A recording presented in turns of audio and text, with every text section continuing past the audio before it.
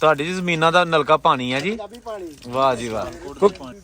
ਸੜਕੇ ਜਾਂਦੀ ਏ ਮੁਟਿਆਰੇ ਨੀ ਕੰਡਾ ਚੁਬਾ ਤੇਰੇ ਨਾ ਪੈਰ ਬਾਂਕੀਆਂ ਨਾਰੇ ਨੀ ਹੋ ਅੱਗੇ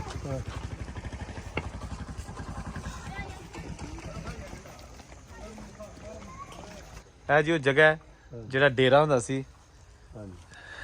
ਇੱਥੇ ਖੂਹ ਵੀ ਲੱਗਾ ਸੀ, ਲੇਕਿਨ ਹੁਣ ਖੂਹ ਜ਼ਮਾਨੇ ਦੇ ਨਾਲ ਚੇਂਜ ਹੋ ਗਏ ਨੇ। ਤੇ ਚੁਬੱਚਾ, ਹਾਂਜੀ ਚੁਬੱਚਾ ਬਣਾਇਆ।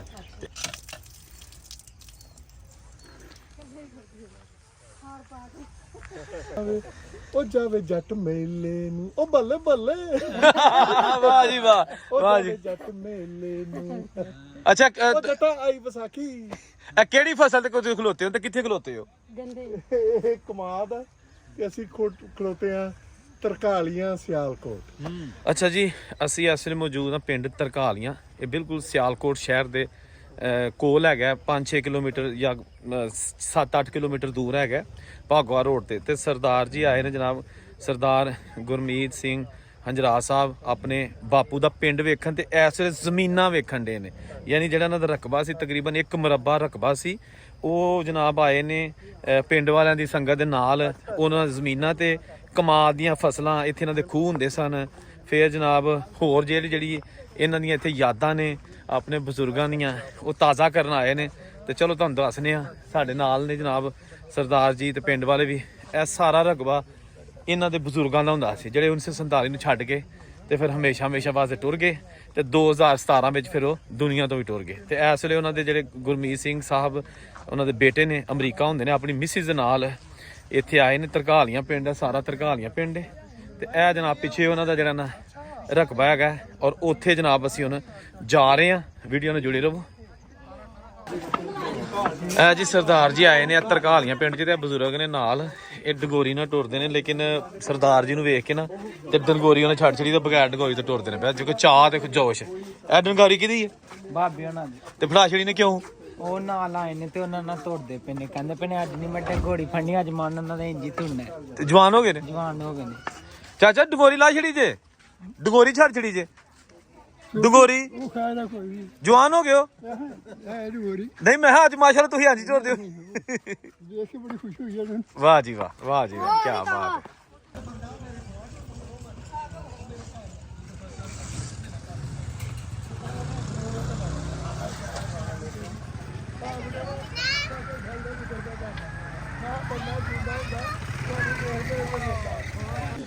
ਲੋ ਜੀ, ਸਰਦਾਰ ਜੀ ਹੁਣ ਜਾ ਰਹੇ ਨੇ ਆਪਣੀਆਂ ਜ਼ਮੀਨਾਂ ਵੇਖਣ। ਇਹ ਪਿੰਡ ਤਰਕਾਲੀਆਂ ਤੇ ਇਹ ਸਰਦਾਰ ਜੀ ਗੁਰਮੀਤ ਸਿੰਘ ਹੰਜਰਾ ਸਾਹਿਬ।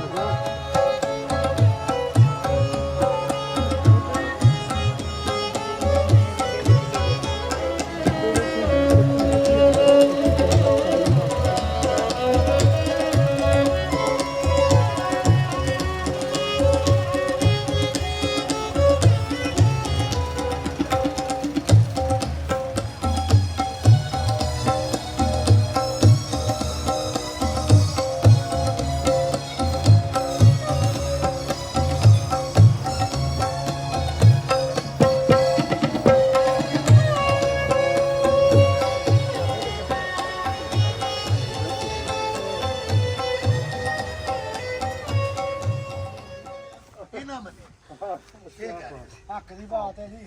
ਹਾਂਜੀ ਠੀਕ ਹੈ। ਕੀ ਬਾਤ। ਨਰਕਾ ਜਿਹੜਾ ਆਪ ਜੇ ਨਹੀਂ ਆਪੀ ਕੇ ਤੁਹਾਡੀ ਜ਼ਮੀਨਾਂ ਦਾ ਨਲਕਾ ਪਾਣੀ ਹੈ ਜੀ।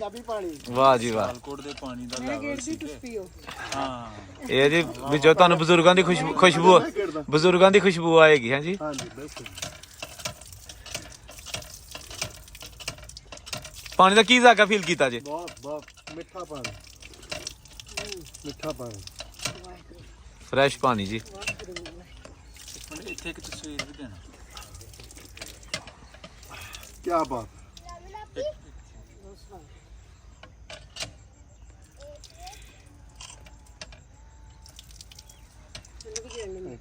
ਹਾਂਜੀ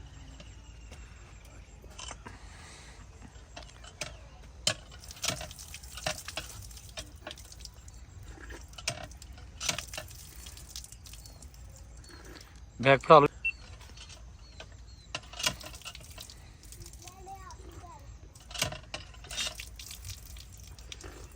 ਜੀ ਆਪਣੇ ਖੇਤਾਂ ਦਾ ਪਾਣੀ ਪੀ ਰਹੇ ਨੇ। ਇਹ ਵੀ ਕੀ ਬਾਤ।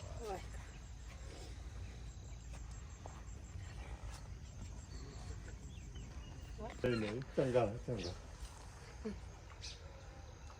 ਇਹ ਜੀ ਉਹ ਜਗ੍ਹਾ ਹੈ ਜਿਹੜਾ ਡੇਰਾ ਹੁੰਦਾ ਸੀ।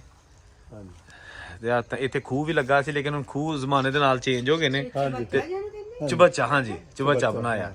ਤੇ ਇਹ ਹੁਣ ਬਣ ਗਿਆ ਇਹਦੇ ਨਾਲ ਨਾ ਇਹ ਪੀਟਰ ਇੰਜਨ ਲੱਗਾ ਹੈ। ਉਹ ਇਹਦੀ ਮੋਟਰ ਲੱਗੀ ਉਹਦੇ ਵਿੱਚ ਨਾ। ਅੱਛਾ ਅੱਛਾ ਅੱਛਾ।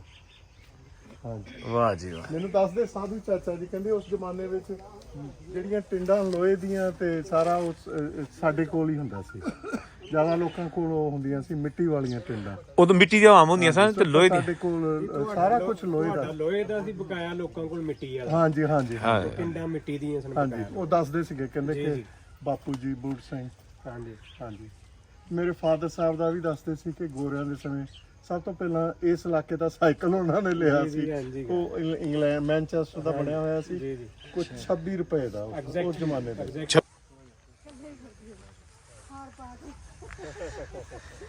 ਸਾਰਾ ਤਾਂ ਪਤਾ ਲੱਗਦਾ ਹੈ ਨਾ।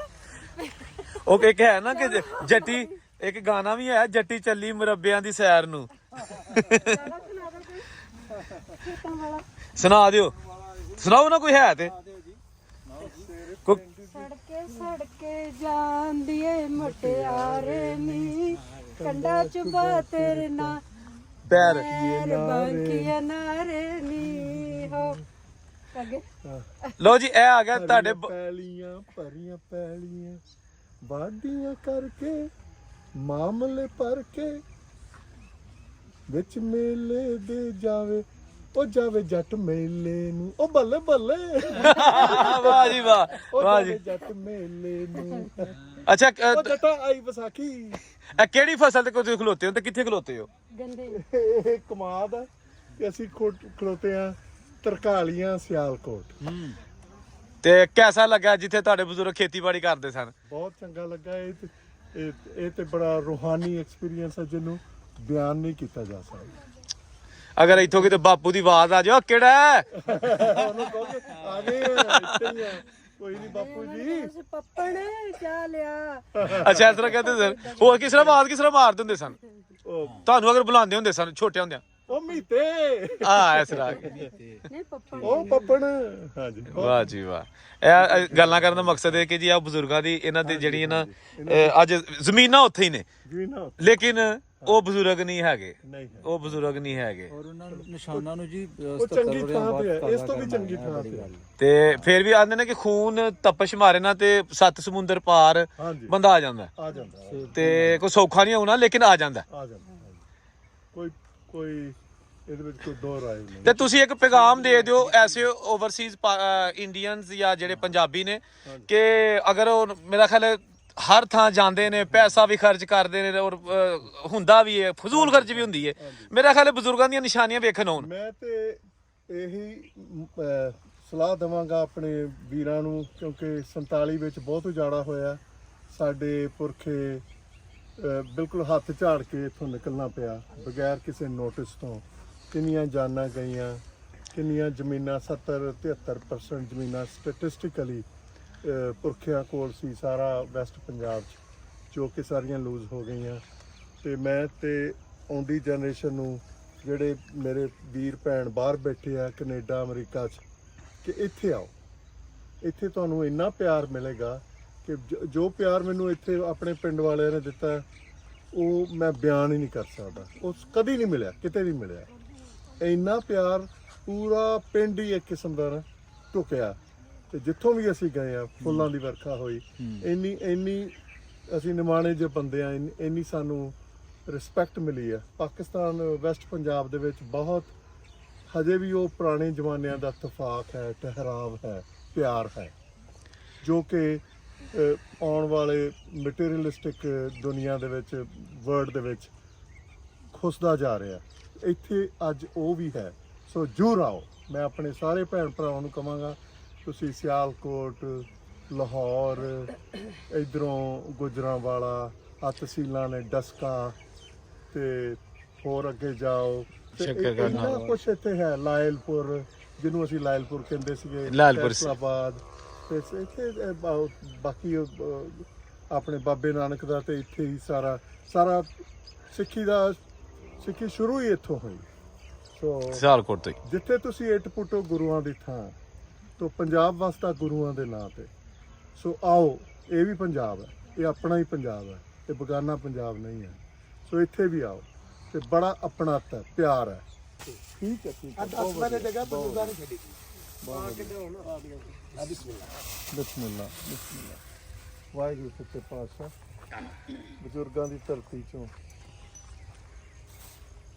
ਖੁਦਾ ਦੇ ਘਰੋਂ ਸਾਨੂੰ ਇਹ ਗਿਫਟ ਮਿਲੀ ਹੈ। Thank you.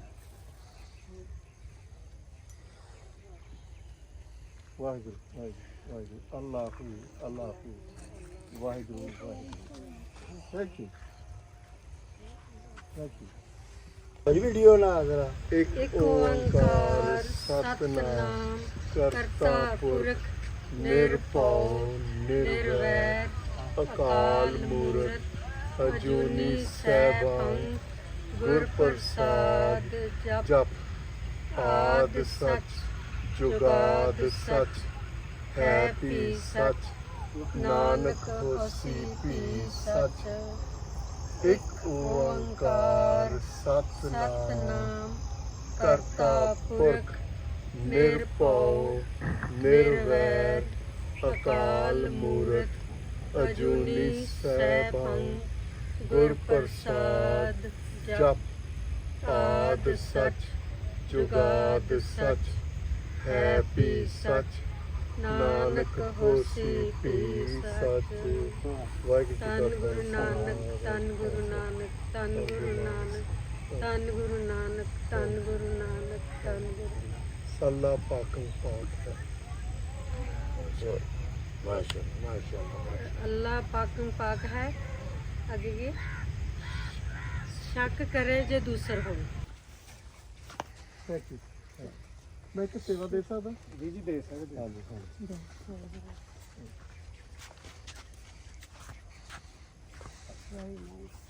Thank you, thank you. ਬਹੁਤ ਧੰਨਵਾਦ। अल्लाह चुका माफ करे जी, कोई गलती हो तो ਤੁਸੀਂ ਦਿਓ, ਤੁਸੀਂ ਸ਼ਾਬਾਸ਼। Thank you, thank you. ਜੁੱਤੀਆਂ ਦੇ ਤੋਂ ਤੁਸੀਂ ਫਿਰ ਇੱਥੇ ਪੂਰਾ ਆਪਣਾ ਇੱਥੇ ਹਾਂਜੀ ਮੋਈ ਮੇਲਾ ਸਾਰੀ ਦਿਹਾੜੀ ਕੰਮ ਕਾਰੋਬਾਰ ਨਲਕਿਆਂ ਦਾ ਰੱਖਿਆ ਪੰਪ ਹੈਂਡ ਪੰਪ ਅੱਛਾ। ਜਾਂ ਮੋਟਰਾਂ ਦਾ।